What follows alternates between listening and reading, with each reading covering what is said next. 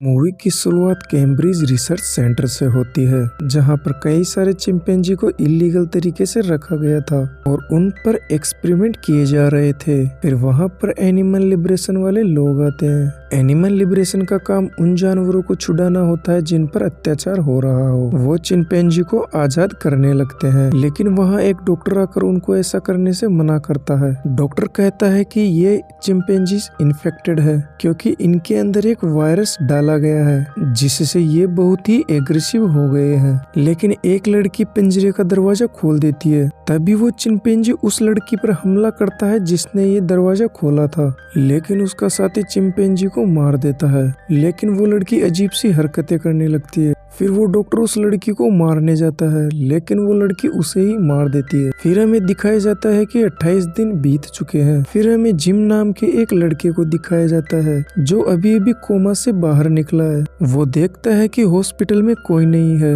और वो बाहर भी आकर देखता है, लेकिन बाहर भी उसे कोई नहीं दिखाई देता। वो देखता है कि पूरा शहर सुनसान और बिखरा पड़ा है। फिर वो एक चर्च में जाता है जहाँ पर एक आदमी उस पर हमला कर देता है। वो आदमी एक ज़ॉम्बी होता है। ऐसे ही बहुत सारे ज़ॉम्बी उस लड़के के पीछे पड़ जाते हैं। फिर वो वहाँ से भाग निकलता है। फिर आगे दो लोग उसे उन ज़ॉम्बियों से बचाने लगते हैं। फिर वे उसे उस जगह पर ले आते हैं जहाँ पर वो लोग ज़ॉम्बी से छुपकर रह रहे थे। उनमें से एक लड़की और एक लड़का होता है। लड़की का नाम सेलिना और लड़के का नाम मार्क होता है। सेलिना जिम से पूछती है कि तुम कौन हो। जिम कहता है कि मेरा नाम जिम है और मैं साइकिल से कुरियर का काम किया करता था, लेकिन एक दिन एक गाड़ी ने मुझे उड़ा दिया और फिर मेरी आंखें सीधे हॉस्पिटल में खुली। जब से मैं उठा हूँ तब से मेरे साथ अजीब अजीब घटनाएं हो रही है। सेलिना बताती है कि लोगों में एक प्रकार का वायरस फैल गया है। पहले यह छोटे गांवों में होने लगा, तब इस पर किसी ने भी ध्यान नहीं दिया, लेकिन जब यह बड़े शहरों में होने लगा तब तक बहुत देर हो चुकी थी और आर्मी ने भी घुटने टेक दिए थे। यह वायरस पेरिस और न्यूयॉर्क तक भी पहुंच गया है। पूरी दुनिया इसके चपेटे में आ गई है। फिर जिम पूछता है सरकार का क्या। सेलिना बताती है अब यहाँ कुछ नहीं है, सब मारे गए।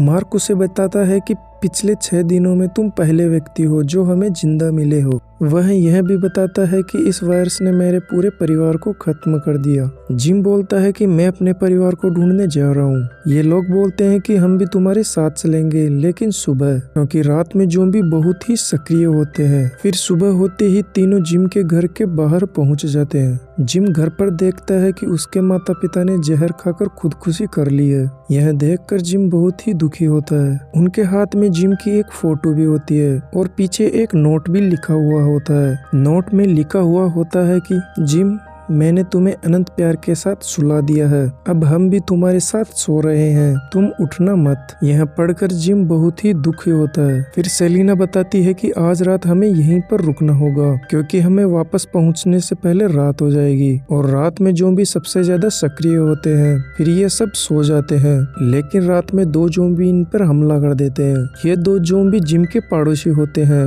लेकिन किसी भी तरह ये इन ज़ॉम्बियों को मार देते हैं। लेकिन इसी बीच मार्क इन्फेक्टेड हो जाता है। ये देखकर सेलिना मार्क को तुरंत ही मार देती है और जिम को वहां से चलने के लिए बोलती है, क्योंकि जब एक ज़ॉम्बी आता है तो सारे ज़ॉम्बी उसके पीछे आने लगते हैं। रास्ते पर चलते हुए उन्हें एक बिल्डिंग दिखाई देती है जिसमें लाइट जलती और बुझती नजर आती है। ये दोनों उस बिल्डिंग में जाने का फैसला करते हैं, लेकिन जब ये बिल्डिंग में पहुंचते हैं तो बहुत सारे ज़ॉम्बी इन पर हमला कर देते हैं और वो ऊपर की तरफ आने लगते हैं। लेकिन तभी एक आदमी आकर उन ज़ॉम्बी को मारने लगता है और इन दोनों को अपने एक कमरे में ले जाता है और दरवाजे को लॉक कर देता है। इस आदमी का नाम फ्रैंक होता है और ये इनसे अपनी बेटी को भी मिलवाता है। बेटी का नाम हाना होता है। ये इन लोगों को खाना पानी और नए कपड़े देता है। फिर ये सब सो जाते हैं। सुबह उठकर फ्रैंकी ने एक रेडियो पर मैसेज सुनाता है। रेडियो पर एक आदमी कहता है कि हमारे पास बहुत सारा खाना है और हमारे पास इस वायरस का इलाज भी है और हम सेना है, जो कोई भी जिंदा बचा हो हमारे पास आसरा ले सकता है। वो आदमी अपना एड्रेस भी बताता है। फ्रैंक कहता है कि हमें वहाँ पर पहुँचने में 2 से 3 दिन लग जाएंगे। सेलिना कहती है कि अगर हम इतने लंबे सफर पर जाएंगे तो हम मर सकते हैं और क्या पता उनके पास कोई सेना भी ना हो, क्योंकि वो मैसेज रिकॉर्डेड है। फ्रैंक कहता है कि ऐसे हालातों में हमें एक दूसरे का साथ देना चाहिए। मुझे अपने बेटी की फिक्र है, अगर मुझे कुछ हो गया तो इसका कोई नहीं है।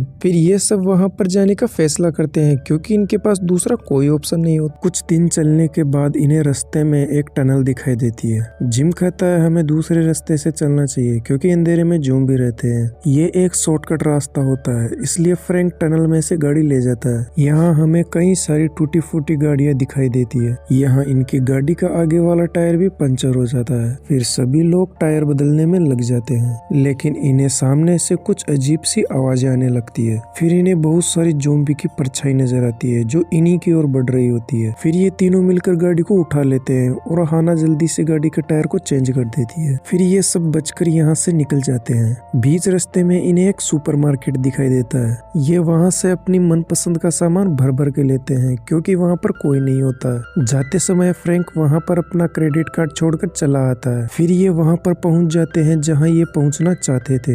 ये देखते हैं कि यहाँ पर कोई नहीं होता। ये देखकर सब निराश होते हैं। फिर सेलेना कहती है कि हमें यहाँ से निकलना चाहिए क्योंकि कोई ना कोई गड़बड़ है। फिर फ्रैंक को एक कौवा दिखाई देता है जो कि ज़ॉम्बी की डेड बॉडी को खा रहा होता है। फ्रैंक डेड बॉडी को देखने के लिए वहाँ पर जाता है, लेकिन एक खून की बूंद उसकी आंख में गिर जाती है। फिर फ्रैंक अपनी बेटी को अपने से दूर जाने के लिए बोलता है क्योंकि वो इन्फेक्टेड हो गया था, लेकिन हाना नहीं मानती। फिर फ्रैंक ना चाहते हुए भी उससे धक्का मार देता है और कुछ ही सेकंड में फ्रैंक भी ज़ॉम्बी में बदल गया था। सेलिना जिम से कहती है कि इसे मार दो, नहीं तो ये हमें खा जाएगा, लेकिन वहाँ दो सोल्जर उस फ्रैंक पर बहुत सारी गोलियां चला देते हैं। फिर ये सोल्जर इन्हें अपने साथ गाड़ी में बिठाकर अपने कैंप की तरफ ले जाते हैं। ये तीनों फ्रैंक की मौत से बहुत दुखी होते हैं। फिर ये कैंप में पहुंच जाते हैं। वहाँ इन्हें हेनरी मिलता है जो कि कमांडर होता है। वो इन्हें बताता है कि हमारे पास वायरस का इलाज नहीं है, हमने तुमको झूठ बोला था, लेकिन हम तुम्हारी सुरक्षा कर सकते हैं। और अब ये तीनों यहाँ पर सुरक्षित होते हैं क्योंकि यहाँ पर इन्होंने बहुत ही अच्छी बाउंड्री और लैंडमाइन बिछा रखे हैं और इनके पास बहुत सारे हथियार भी होते हैं। फिर हेनरी जिम को एक आर्मी ऑफिसर से मिलाता है जिसके गले में चेन होती है। यह आदमी इन्फेक्टेड होता है। हेनरी पूछता है कि इसे अभी तक जिंदा क्यों रखा है। वो बताता है कि इससे हमें यह पता चलेगा कि ज़ॉम्बी कितने दिनों तक जिंदा रह सकते हैं। ये लोग रात में डिनर कर रहे होते हैं, तभी धमाके की एक आवाज आती है। ये समझ जाते हैं कि यहाँ पर ज़ॉम्बी आ चुके हैं। फिर सभी सोल्जर ज़ॉम्बियों को मारने के लिए जाते हैं और फिर ज़ॉम्बी पर फायरिंग करने लगते हैं और सभी ज़ॉम्बियों को मार देते हैं। और जब ये इन्हें मारकर अंदर आ रहे होते हैं तो एक सोल्जर सेलेना के साथ बदतमीजी करता है, लेकिन हेनरी वहाँ पर आ जाता है और सोल्जर को अपना काम करने के लिए बोलता है और जिम को अपने साथ ले जाता है और जिम को बताता है कि मैंने इन फौजियों को एक औरत देने का वादा किया था। हेनरी बताता है 8 दिन पहले हमारा एक सोल्जर अपने आप को खत्म करना चाहता था क्योंकि वो भूखा और ज़ॉम्बियों से लड़ता हुआ नहीं मरना चाहता था, इसीलिए मैंने उसे एक औरत देने का वादा किया, इसीलिए हमने रेडियो पर ब्रॉडकास्ट किया था। हेनरी ने इन्हें पनाह इसलिए दी होती है क्योंकि इनके साथ फीमेल्स होती है। फिर जिम को हेनरी के इरादों के बारे में पता चल जाता है। फिर जिम भागकर हेलेना और हाना के पास जाता है और उनसे कहता है हमें अभी निकलना होगा। और ये तीनों यहाँ से भागना चाहते हैं, लेकिन एक सोल्जर सामने से आकर जिम पर हमला कर देता है और जिम बेहोश हो जाता है। यहाँ पर सार्जेंट फेरल होता है जो कि इन तीनों की मदद करना चाहता है और वो अपने साथियों पर गन तान देता है और बोलता है इन्हें जाने दो, लेकिन ये लोग इसे भी पकड़कर बंदी बना लेते हैं और इन्हें एक अंधेरे कमरे में बंद कर देते हैं। यहाँ सार्जेंट फेरल जिम को बताता है कि यहाँ से 100 मील दूर पर वायरस नहीं फैला है क्योंकि हमें क्वारंटीन कर दिया गया है। क्वारंटीन का मतलब होता है किसी जगह पर संक्रामक रोग फैलने पर उस जगह को बाकी दुनिया से अलग कर दिया जाता है ताकि पूरी दुनिया में वायरस फैल ना सके। फेरल बताता है कि हमारा कमांडर पागल हो गया है, वो यहाँ पर एक नई दुनिया बसाना चाहता है। फिर सुबह होने पर 2 सोल्जर इन्हें मारने के लिए जंगल की तरफ ले जाते हैं। वो इन्हें ऐसी जगह पर लाते हैं जहाँ पर इन्होंने पहले भी कई लोगों को मारा होता है। फिर ये सार्जेंट फेरल को गोली मार देते हैं। तभी जिम यहाँ से किसी भी तरह भाग जाता है,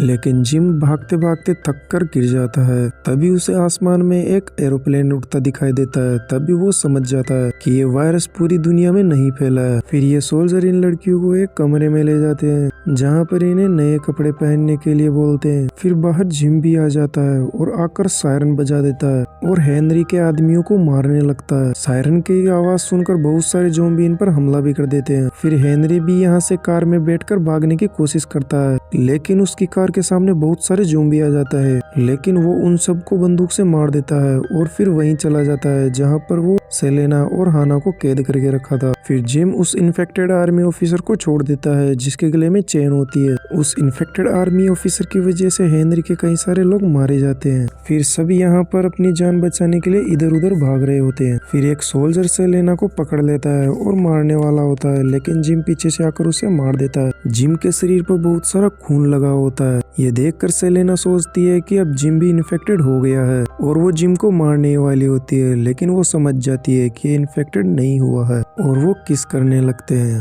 जिम सेलेना को बताता है कि अभी दुनिया खत्म नहीं हुई है। वो इसलिए कह रहा होता है क्योंकि उसने आसमान में एक एरोप्लेन देखा था। ये तीनों यहाँ से जाने लगते हैं और हाना ड्राइवर की सीट पर बैठती है। और जब जिम कार का पीछे का दरवाजा खोलता है तो उसको पीछे की सीट पर हेनरी मिलता है जिसके हाथ में गन होती है। हेनरी जिम से कहता है कि तुमने मेरे सारे आदमियों को मार दिया है। यह कहकर हेनरी जिम पर गोली चला देता है और जिम नीचे गिर जाता है लेकिन मरता नहीं है। फिर हाना कार को पीछे की तरफ ले जाती है और एक ज़ॉम्बी के पास लाकर रोक देती है। यह वही ज़ॉम्बी होता है जिसे हेनरी ने चेन से बांध के रखा था। यह ज़ॉम्बी पीछे का शीशा तोड़कर हेनरी को बाहर निकाल कर मार देता है। फिर हाना, सेलिना और जिम गाड़ी में बैठकर यहाँ से निकल जाते हैं। जिम को गोली लगी थी और उसका खून बह रहा था, इसलिए सेलेना जिम को इंजेक्शन लगाती है। फिर 28 दिन बीत जाते हैं और जिम को एक कमरे में होश आता है जिसके साथ हाना और सेलेना भी होती है। और साथ में ये भी दिखाया जाता है कि इन्फेक्टेड लोग अब मरने लगते हैं भूख के कारण। अब इन्हें आसमान में एक जेट की आवाज सुनाई देती है। फिर ये बाहर जाते हैं। इनके पास एक बड़ा सफेद कपड़ा होता है। फिर इन तीनों को यहाँ से बाहर निकाल लिया जाता है। फिर ये कहानी यहीं पर खत्म होती है। इस मूवी की IMDb पर रेटिंग है 7.2। दोस्तों, अगर कहानी अच्छी लगी तो वीडियो को लाइक और चैनल को सब्सक्राइब कर दीजिए। मैं मिलता हूँ आपसे 3 दिन बाद। तब तक के लिए टाटा बाय बाय।